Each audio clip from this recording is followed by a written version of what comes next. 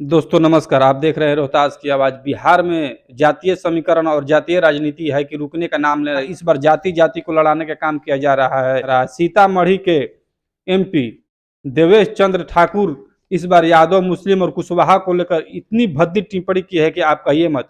वो एमपी बने या किसी सभा को संबोधित कर रहे थे, उस सभा में उन्होंने बोला है कि यादव मुस्लिम और कुशवाहा हमारे द्वार पे आएंगे, हम उनको इज्जत करेंगे, खाना नाश्ता पानी चाय पानी को हम पूछेंगे, लेकिन वो हमसे काम की उम्मीद ना रखें। यादव मुस्लिम और कुशवाहा अगर किसी एमपी का वोट ना दें, क्या उसका सीट निकल सकता है?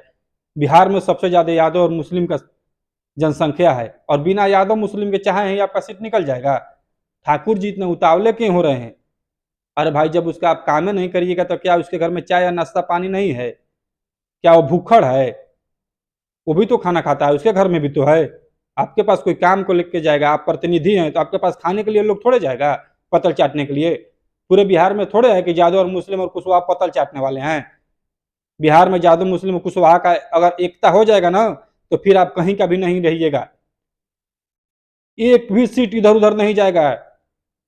ठाकुर जी आप समझ लीजिए, एक भी सीट नहीं इधर उधर जाएगा। आप बिहार का समीकरण उठा के देख लीजिए, यादव मुस्लिम और कुशवाहा के वोट कितनी है यहाँ पे। आप लोग कैसे, आपको लोग एमपी बना देते हैं, यही समझ में नहीं आ रहा। अब वहां के जनता पर अफसोस हो रहा है कि इतने मूर्ख आदमी को कैसे एमपी बना दिए। जो एमपी बनते ही अपना रंग बदल दिया, गिरगिट की तरह आप रंग बदल रहे हैं। क्या आप जब आप इलेक्शन में खड़े थे तो आप प्रचार प्रसार के लिए मुस्लिम यादव और कुशवाहा के द्वार पर नहीं गए थे? वहां आप वोट नहीं मांगे थे? आपको कैसे पता चल गया कि हमको यादव मुस्लिम और कुशवाहा वोट नहीं दिया है? ठाकुर जी अभी भी आप लोग सुधर जाइए, नहीं तो फिर स्वर्ण जाति का बोलबाला ही बिहार से खत्म हो जाएगा। अगर कहीं बहुजन जग गया ना, तो फिर स्वर्ण जाति का बोलबाला कहीं भी नहीं बिहार में दिखाई देगा। 2% और 4% होकर एमपी बन रहे हैं और पिछड़ी जातियों के आप उसके ऊपर ब्लेम लगा रहे हैं कि हमको वोट नहीं दिया, इसको हम नाश्ता कराएंगे, लेकिन इसको हम काम नहीं करेंगे। कोई भूखड़ थोड़े है कि आपके द्वार पर जाता है केवल नाश्ता करने के लिए। जाति को लेकर बांट रहा है, और जो एमपी हमने चुना था वो एमपी एकदम पूरा भ्रष्ट निकल गया और जात जात में लड़ाने का काम कर रहा है।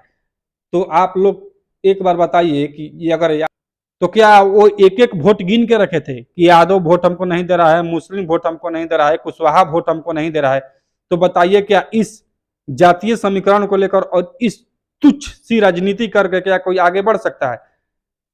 अगर मान लीजिए जो यादव मुस्लिम कुशवाहा वोट नहीं दिए होंगे, वो तो कन्फर्म है कि भाई हम वोट नहीं देंगे, हम उनसे काम मांगने नहीं जाएंगे। लेकिन जो यादव मुस्लिम कुशवाहा उनको वोट दिए होंगे और जो वोट किए हैं, वो उनको उनके दिलों पर क्या बीत रहा होगा, वो क्या सोचेंगे?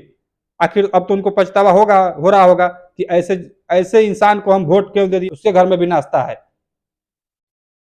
बाकी दोस्तों आप लोग की राय क्या है? ये देवेश चंद्र ठाकुर का बयान क्या बिहार के राजनीति में एक भूचाल सा लाएगा और बहुजन को एक करने में मदद करेगा?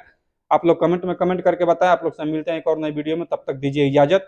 जय हिंद, जय बिहार। और एक जाति एक दूसरे पर टिप्पणी कर रही है और एक जाति एक दूसरे के कटाक्ष करने में लगी हुई है, और लग रहा है कि ऐसा कब एक जाति एक दूसरे जाति पर हावी हो जाएगी और कब पूरा माहौल को बदल दिया जाएगा नेताओं की तरफ से, समझ में नहीं आ रहा है।